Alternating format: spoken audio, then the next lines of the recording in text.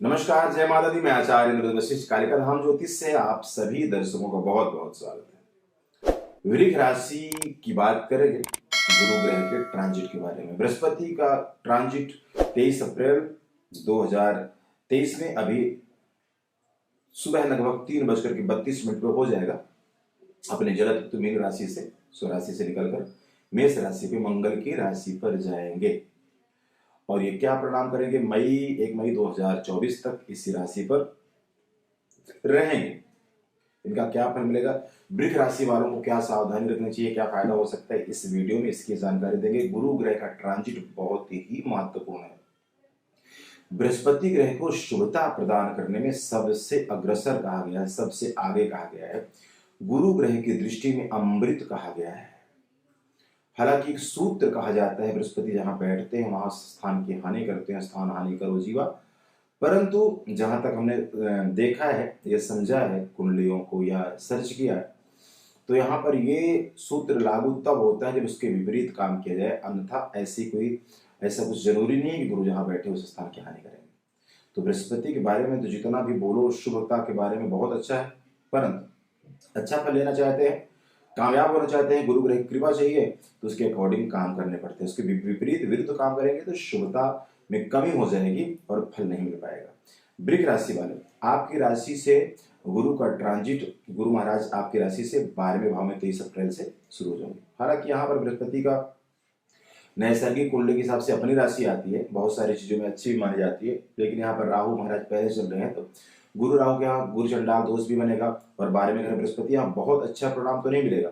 हालांकि अभी आपके एकादश भाव में गुरु महाराज चल रहे थे, धन का लाभ का अच्छा सिस्टम चलता आ रहा है, लेकिन 12वें भाव से फिर थोड़ा सा हो सकता है आपको खर्च बहुत सोच विचार के करना चाहिए, अन्यथा कर्जा लेना पड़ सकता है, पैसे से परेशान हो सकते हैं, धन को लेकर दिक्कतें हो सकती है, व्यय हो सकते हैं, लॉसेस हो सकते हैं, शुभ कामों में भी लॉसेस हो सकते हैं, कुछ खर्चे जायज कुछ नाजायज खर्चे हो सकते हैं, यानी कि परिवार में किसी के दवाई या खुद के स्वास्थ्य पर खर्चा, ऐसी चीजें रह सकती है। मन परेशान रह सकता, उलझने रह सकती है, गुप्त शत्रु आपको परेशान तंग करते रहेंगे और आपसे ईर्ष्या करते रहेंगे, ये तो रहेगा यहाँ पे।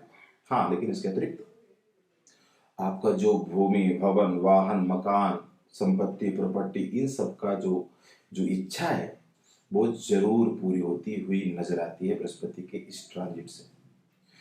बृहस्पति की 5वीं दृष्टि आपके 4th हाउस में पड़ेगी, चौथे घर से संबंधित बहुत सारे सुख आपको मिलते हुए नजर आएंगे। हालांकि देखिए, जहां गुरु की दृष्टि पड़ रही है वहां पर शनि की दृष्टि भी पड़ रही है, तो यहाँ पर माँ के स्वास्थ्य को लेकर के सावधान रहना पड़ेगा।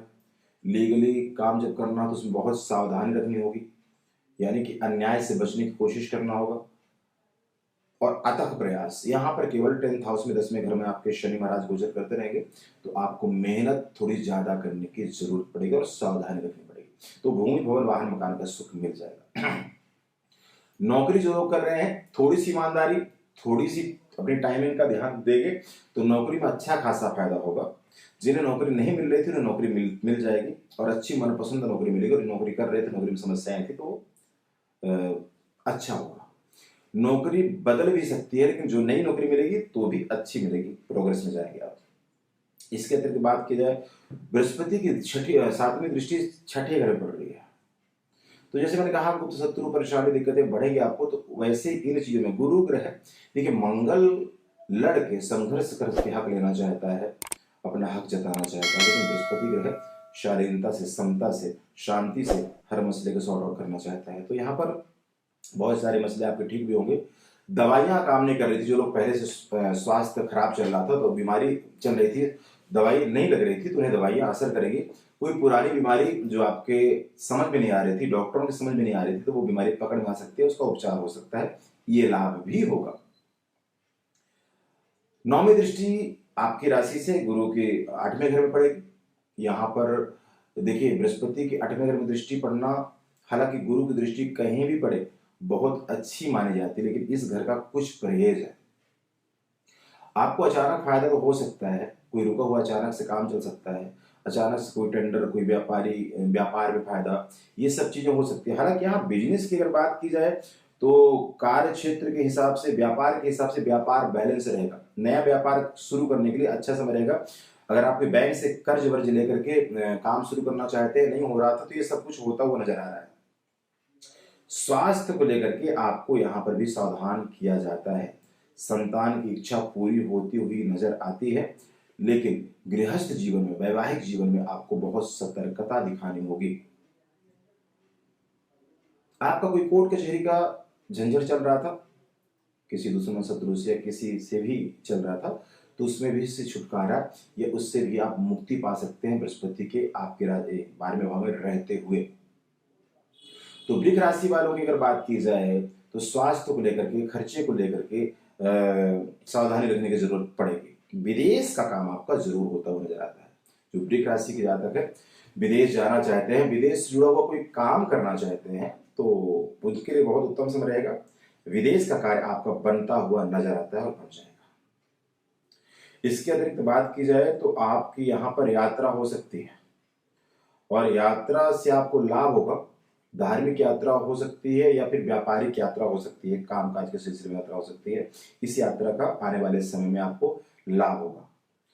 उपाय की बात की जाए तो सबसे पहले तो आपको अपनी दिनचर्या को बहुत ध्यान देना चाहिए। योग अभ्यास प्राणायाम करना चाहिए। इसी के साथ साथ कर सकते हैं तो विष्णु सहस्त्र नाम का जाप करना चाहिए, गणेश अथर्वशीर्ष का पाठ करना चाहिए, या फिर भगवान गणेश जी के मंत्र का जाप करते रहे, ओम गम गणपते नमः, इस मंत्र का जाप करते रहे। और साथ में किसी ब्राह्मण को और सफाई कर्मियों को आपको भोजन का दान देते रहना चाहिए, खाना बना के खिलाना चाहिए। ये उपाय आपकी राशि से जो भी कष्ट दिख रहा है, जो भी नेगेटिविटी दिख रही है, उससे काफी कुछ बचाव हो सकता है। क्योंकि उलझन परेशानी, मन परेशान रह सकता है, दिक्कत रह सकती है। तो इसलिए ये करते रहे तो आप हॉस्पिटल जाने से बचेंगे। दवाइयों में जो खर्चा लगेगा, व्यर्थ जो खर्चा होगा, उससे बचाव हो जाएगा और परमात्मा की कृपा पर जरूर प्राप्त होगी। बहुत बहुत धन्यवाद। जय माता दी। अगली वीडियो पर बात बताएंगे मिथुन राशि के बारे में। अभी के लिए धन्यवाद। जय माता दी।